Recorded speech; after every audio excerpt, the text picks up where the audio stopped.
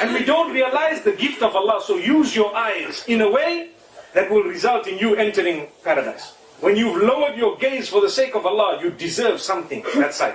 The payment is coming. When you've swallowed your anger, payment is coming. It's coming. Sometimes you are told, اختر من أي الحور شاء. It's in the hadith. You choose whichever hur you would like. You know, subhanallah. May Allah subhanahu wa ta'ala grant it to us. May He open our doors. So, then Allah subhanahu wa ta'ala in the Quran describes something important. Every time we hear, we say, Jannatin tajri. I'm sure the word tajri is always there. You know, the little children, they ask me sometimes, what's the meaning of tajri? Is tajri going to be in Jannah? And you start saying, no, tajri means that which is flowing. But the Arabic language has mentioned after the term flowing, what is going to be flowing. So what will be flowing? Tajri min tahtiha al-anhar. Beneath this garden, there will be flowing rivers. But rivers of what? So these rivers will be everlasting. They never run dry. They are at a distance that you would like. Now, how is my garden going to be? Only Allah knows. But what I do know is if I want to see that river flowing, I will be able to see it. Who does it belong to? Me. How long is it? The least would be 2,000 years. Remember, we're using time to describe distance. The least of my river. And what's the river? So Allah describes river of pure honey. Imagine. Why pure honey? Do you know 90% of the honey in the market is not pure? Did you know that? Everyone's looking at me. Believe me, 90% of the honey that's available, you know, in the stores is not actually pure honey. Even though they write 100% pure. It's not actually pure. Pure honey is something else, subhanallah. And pure honey is extremely expensive and there is a big shortage of it on the globe. They cannot make ends meet.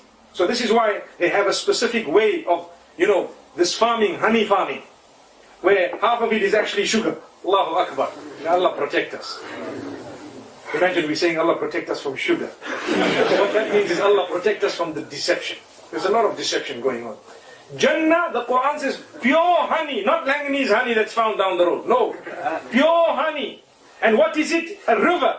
So the benefits of pure honey in the dunya, it is something that will be found in the purest of its form in paradise. I cannot describe the purest form for you, but Allah has sent it down to us through the bee in order for it to be a shifa for me and you. The Quran says that. But in its form, in the dunyawi form, in the form that is made specially for this world. You know, it's like the speck. We, in my part of the world, we're allowed to import motor vehicles directly from Japan. And what happens is, when you want to order cars, vehicles, they tell you this spec is only for Japan. Wow, what a beautiful vehicle, so beautiful. It's only for Japan. You don't get it anywhere else. It's the top spec. And if you were to see in a country like this, that spec doesn't even exist here. Why am I saying this? Because man always needs examples to understand, you know. So although we are using a far lower example for something far higher, but just to bring it closer to the mind, if I were to tell you honey in the dunya, do not think it's going to be the same speck of honey in the akhirah. Don't. It's a totally different speck. You don't get it here. You won't know about it. You need to get there first, and then inshallah you'll see what it's talking about. The same applies to milk that doesn't go bad. Neither does the color change, nor does the smell change, nor does the taste change. Subhanallah. Milk. A river of milk. Imagine white. Today, you have the Thames down the road, subhanallah. As dirty as it is, nobody would take a cup and put it in and drink to say, the Thames, I've drank the water of the Queen. Nobody would do that. Nobody. Because we know that the minute there is a little bit of, pollution this way, that way, the water needs purification. Before you drink it, the honey don't need no purification. The milk don't need no purification. Neither does it need pasteurization, homogenization, whatever else the honeys go, meaning the milk goes through. It doesn't need any of that. It's yours. It's as pure, and it has the benefits that you would like it to have. And it will quench you, and at the same time, as much as you drink, you will feel quenched, and when you want more, you will still feel like you need more, and you continue drinking as you wish, how you wish, and don't worry, you will never have too much of the dairy product. Because the beauty of it, it's not going to be the milk of a cow. It is the milk of Jannah. Like we said, the honey is not the honey of a bee.